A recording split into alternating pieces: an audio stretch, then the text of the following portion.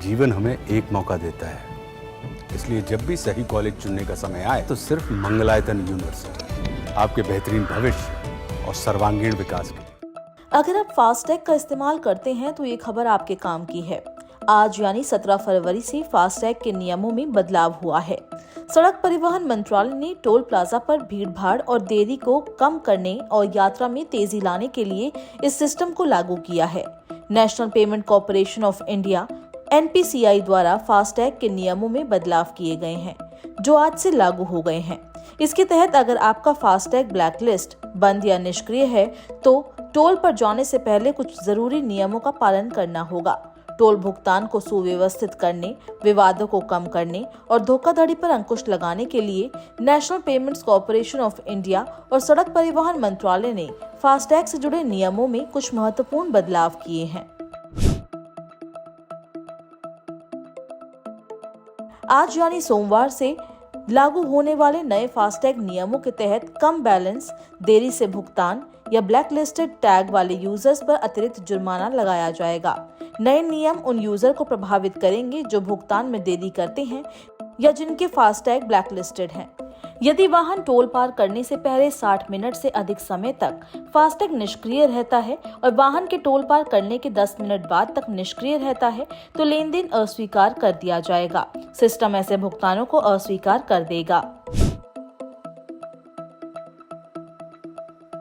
इसके अलावा टोल भुगतान को सुव्यवस्थित करने और विवादों को कम करने के लिए चार्जबैक प्रक्रिया और कूलिंग पीरियड के साथ साथ लेन देन अस्वीकार्य नियमों में भी बदलाव किया गया है। नए दिशा निर्देशों के अनुसार यदि वाहन के टोल रीडर से गुजरने के समय से 15 मिनट से अधिक समय के बाद टोल लेन देन अपडेट होता है तो फास्टैग यूजर को अतिरिक्त शुल्क देना पड़ सकता है। अपडेट किए गए राष्ट्रीय इलेक्ट्रॉनिक टोल संग्रह के दिशा निर्देशों के अनुसार यदि लेन देन में देरी होती है और यूजर के फास्टैग खाते में पर्याप्त शेष राशि नहीं है तो टोल ऑपरेटर को जिम्मेदार माना जाएगा। हालांकि यदि राशि कट जाती है तो यूजर 15 दिन बाद शिकायत दर्ज करा सकते हैं। इससे पहले यूजर टोल बूथ पर अपने फास्टैग को रिचार्ज कर सकते थे और फिर आगे निकल सकते थे।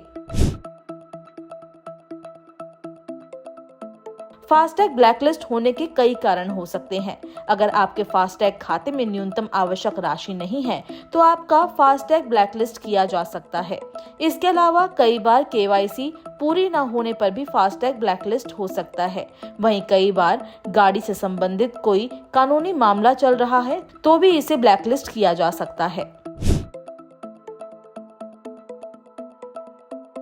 अगर किसी का फास्टैग ब्लैकलिस्ट या इनएक्टिव है तो उसे दोबारा एक्टिव करना होगा। इसके लिए सबसे पहले आपको NPCI की आधिकारिक वेबसाइट www.npci.org.in पर जाना होगा। इसके बाद NETC फास्टैग विकल्प चुनकर NETC फास्टैग स्टेटस विकल्प पर क्लिक करना होगा। यहाँ गाड़ी का रजिस्ट्रेशन नंबर डालकर अपना स्टेटस आप चेक कर सकते हैं। अगर फास्टैग इनएक्टिव है तो आपको रिचार्ज करने का विकल्प मिलेगा। रिचार्ज और KYC पूरी करने के बाद आपका फास्टैग फिर से एक्टिव हो जाएगा।